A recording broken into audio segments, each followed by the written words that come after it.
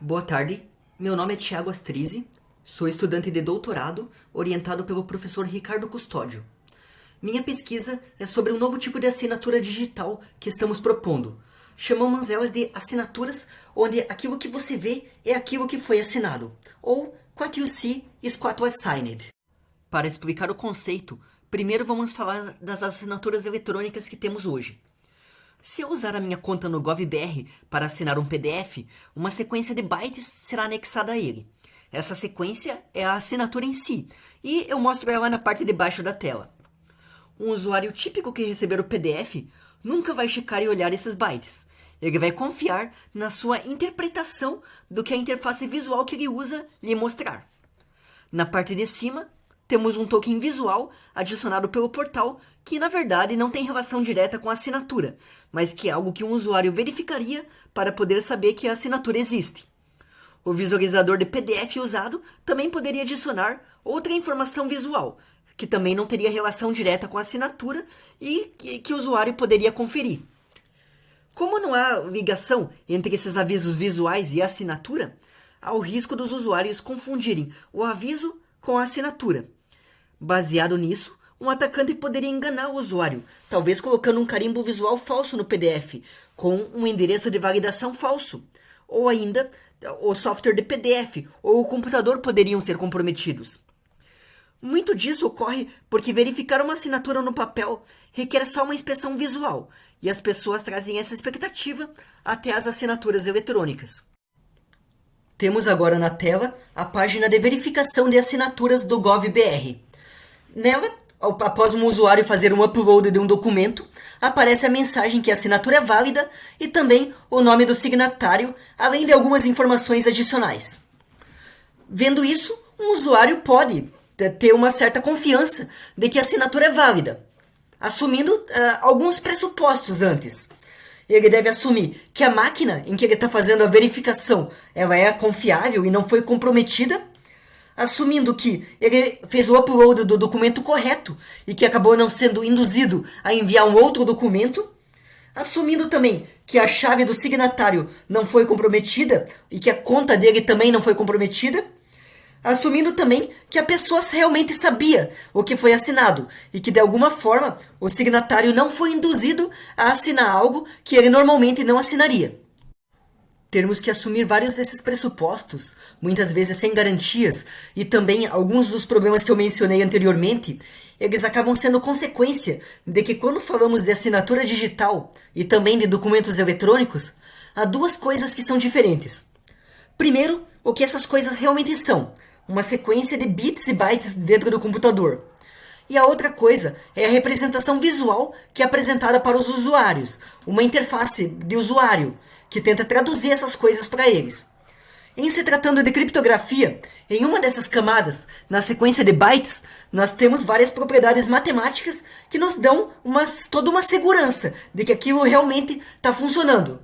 Entretanto, toda essa garantia matemática, essa segurança criptográfica, não está amarrada a essa segunda parte, que é a representação visual e a interface de usuário. Para recapitular como funciona uma assinatura convencional, aqui a Alice quer mandar uma mensagem para o Bob, assinada.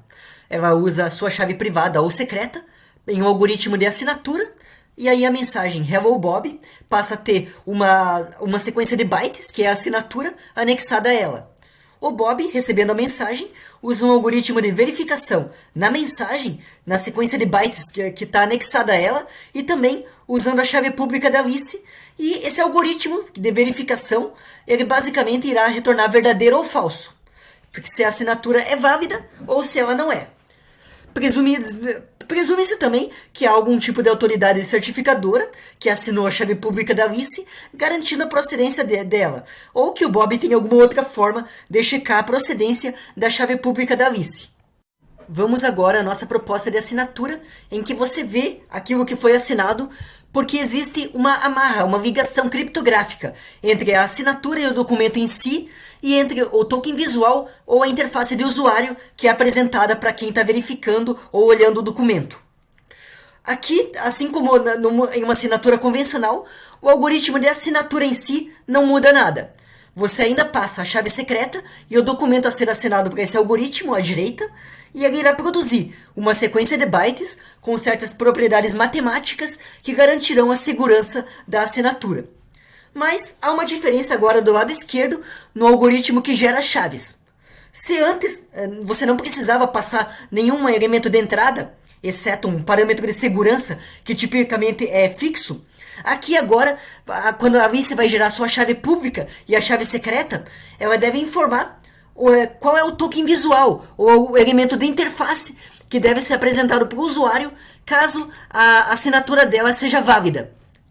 Presumivelmente, aqui também teríamos uma autoridade certificadora que iria assinar a chave pública da Alice, mas também caberia a essa autoridade certificadora verificar se esse token visual está dentro de algum tipo de padrão pré-estabelecido que é esperado para essa assinatura. Aqui nesses slides, eu estou assumindo que o elemento visual vai ser uma amostra da assinatura manuscrita da Alice. Mas o que acontece quando o Bob for verificar a assinatura que a Alice fez usando o esquema de assinatura que nós propomos? Bom, nesse caso, assim como antes, para fazer a verificação nós usamos a mensagem que foi assinada, a assinatura digital em si, a sequência de bytes, e a chave pública da Alice. E aqui, agora, nós temos dois algoritmos diferentes. O primeiro é o Verify, o que faz a verificação clássica e que retorna verdadeiro ou falso. Esse algoritmo é o que o computador usa para saber se a assinatura é válida ou não. É a máquina que vai usar esse algoritmo para fazer a verificação. E nós temos também o segundo algoritmo, que a partir da assinatura, se ela for legítima, ela vai recuperar o token visual que a Alice escolheu para representar ela e vai mostrar isso, né, para o Bob em sua interface. Com base nessa visualização, o Bob também pode ter a sua própria opinião e pode tomar a sua decisão se a assinatura é válida ou não.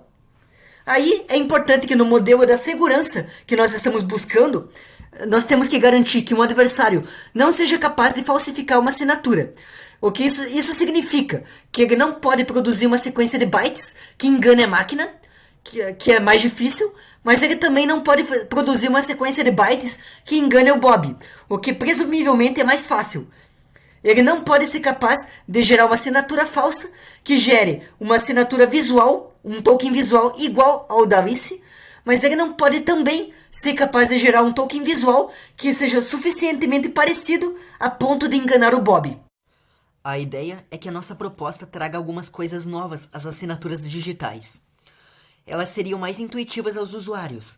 Elas teriam o comportamento esperado por muitas pessoas de que a assinatura eletrônica está associada a um elemento visual e checar a presença desse elemento visual faria parte da verificação dessa assinatura, contribuindo para a sua segurança. Note que isso não substitui a verificação da assinatura já existente. O que isso faz é adicionar uma camada adicional de verificação. Nela, a inspeção informal, feita por uma pessoa, adiciona segurança ao invés de subtrair. Falsificar uma assinatura eletrônica agora iria requerer também coletar dados biométricos do signatário que foram usados na sua identificação. Tais dados biométricos que adicionam à assinatura poderiam inclusive ser um áudio ou então um texto escrito à mão pelo signatário, onde ele atesta estar ciente do documento assinado, gerando assim confiança na assinatura e evitando um futuro repúdio dessa assinatura. E agora eu vou falar sobre os próximos passos da pesquisa e o que foi feito até o momento. Com relação a possíveis construções de nossa assinatura, temos uma proposta utilizando reticulados. A construção seria segura mesmo diante de ataques de computadores quânticos. Ainda estamos investigando se encontramos outras possibilidades de construção em outras assumptions. Até o momento, nós estudamos a proposta a nível de primitiva, com seus algoritmos, construções, modelo de segurança e prova. Um próximo passo seria estudar como integrar nossa proposta a protocolos e a uma PKI. Também devemos testar o desempenho de nossa proposta diante de diferentes tipos de identificações associadas à nossa assinatura. Em qual formato podemos melhor representar nela assinaturas manuscritas, fotos, impressões digitais e outros dados biométricos do signatário. E até para podermos testar, também iremos em breve desenvolver um protótipo de nossa proposta. Obrigado pela atenção, Vamos agora para o espaço de perguntas.